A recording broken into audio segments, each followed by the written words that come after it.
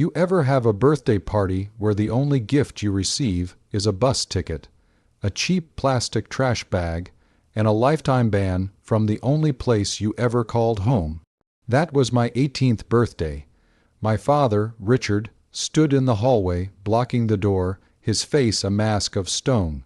Cold, triumphant finality. He handed me a rolled-up black trash bag and said, very calmly, "You're an adult now, Ethan. You're no longer my responsibility. Get out. Don't come back." For 18 years, I'd been the unwanted shadow in his perfect, polished life with my stepmother, Sarah, and their golden child, my half-sister, Chloe. I was the inconvenient baggage from my mother's past, a burden he had tolerated until the legal obligation ended. The eviction was brutal, timed to the exact minute of my legal majority.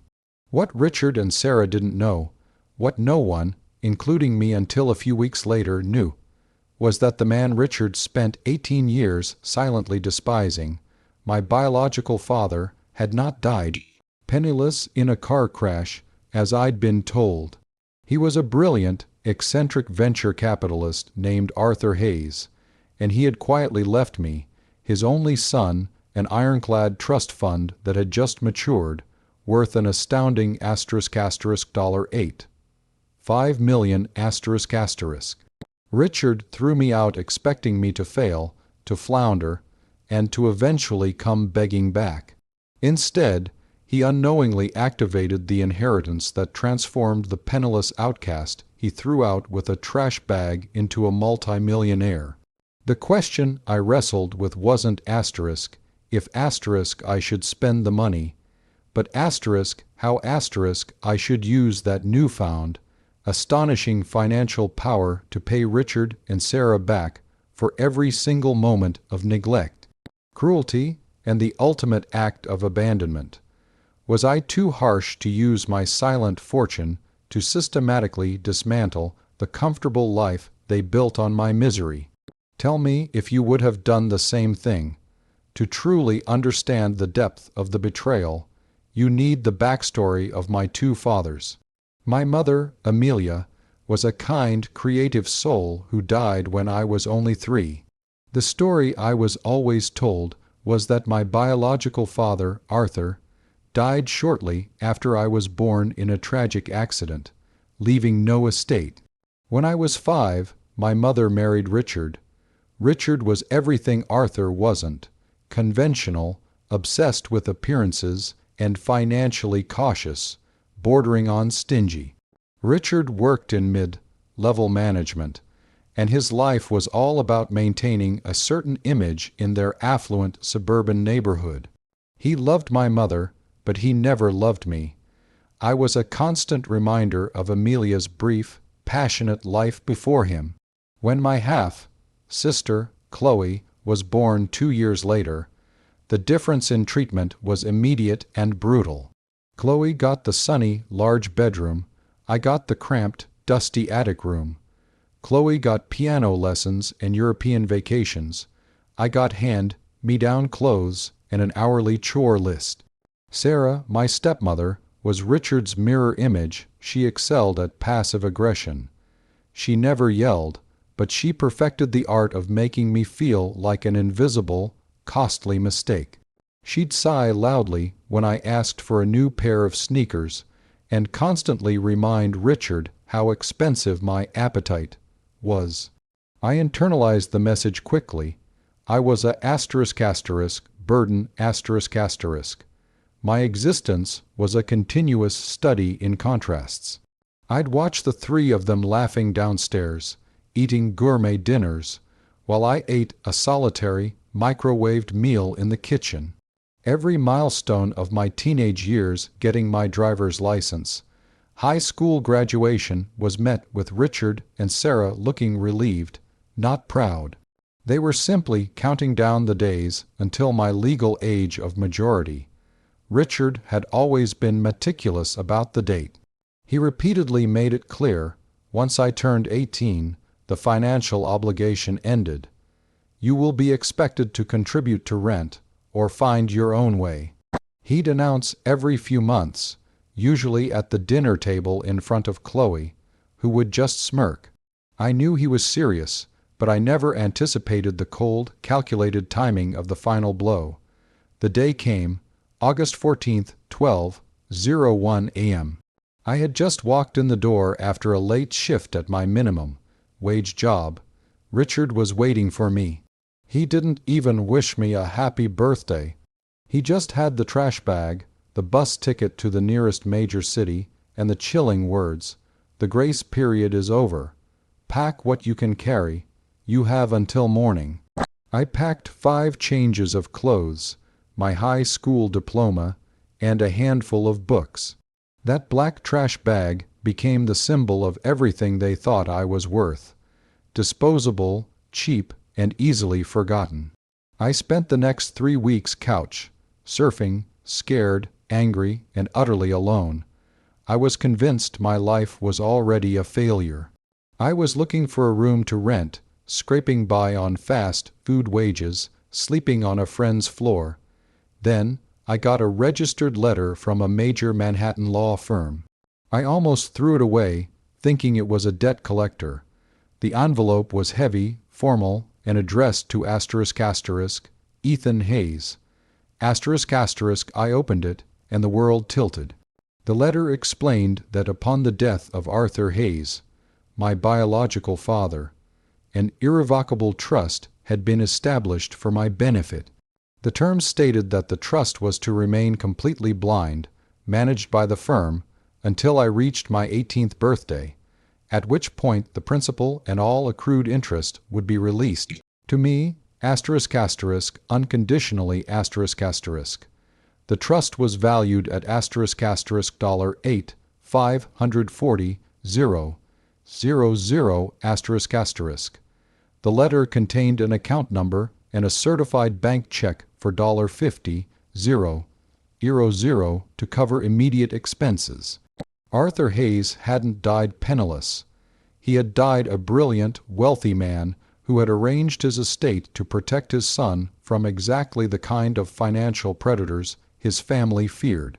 He hadn't wanted his money to corrupt me, or worse, to attract the wrong people before I was ready. The name on the account was Ethan Hayes **, my real name. The name Richard had conveniently dropped when he married my mother. The man Richard resented had, from beyond the grave, become my savior and my ultimate financial weapon. I immediately flew to Manhattan and met with the firm's senior partner, a kind, elderly man named Mr. Thompson, who had been a close friend of Arthur's. He confirmed every detail. Arthur Hayes had been a visionary in the early days of tech venture capital. He had died in a private plane crash and not a car crash just after setting up the trust, ensuring my mother, who he knew was flaky about money, couldn't touch it, and any future parent couldn't even know it existed. Mr. Thompson, knowing Richard's background and reputation, was quietly furious about my eviction and immediately offered the firm's complete legal support. I was no longer an 18-year-old on a friend's couch. I was a fully funded, legally protected multimillionaire. The man Richard called a burden now had more disposable wealth than Richard would ever see in his lifetime. My initial thought was simply to disappear, start a new life, and forget they existed. But then I remembered the trash bag. I remembered Sarah's constant sighs. I remembered Richard's triumphant sneer as he closed the door on my face. That kind of cruelty doesn't deserve quiet obscurity. It deserves a public, unmistakable lesson in consequence. I decided my revenge wouldn't be violent or emotional, but purely financial and symbolic I wanted them to realize exactly what they had thrown away, and why they deserved to lose everything. So that's the situation I was in. I had $5 million in cash, a team of powerful lawyers, and the bitter memory of my life's hardest day. I could have simply walked away and bought a penthouse, never looking back, which would have been the easy choice. Or I could use my resources to engineer a situation where Richard and Sarah, obsessed with status and appearance, would not just lose money, but lose the very image they had sacrificed me to obtain. Before I tell you the ingenious and specific way I chose to deliver the final, crushing blow, a blow that involved their prized possession and the one thing they thought was safe, I want you to pause and comment below what you would have done in my shoes. Would you have quietly walked away, refusing to be petty, or would you have used the $5 million to orchestrate their total and catastrophic financial ruin and social humiliation? Seriously, let me know what choice you would have made right there. I chose the orchestrated, total ruin. Arthur's legacy deserved better than quiet resentment. It deserved justice. Richard and Sarah's entire life revolved around their house. It was a beautiful, large home in a cul-de-sac. They meticulously maintained the physical representation of their social standing and success. I knew they had recently refinanced to get the money for the luxury SUV and Chloe's expensive private school tuition, meaning they were highly leveraged. This house, the home they kicked me out of, was going to be the instrument of their downfall. The first step was completely anonymous. Through Mr. Thompson's corporate network, I set up a holding company and quietly, legally purchased their mortgage debt note from the bank. This maneuver, a simple piece of financial engineering, meant my holding company was now their sole creditor, and they had absolutely no idea. I waited patiently.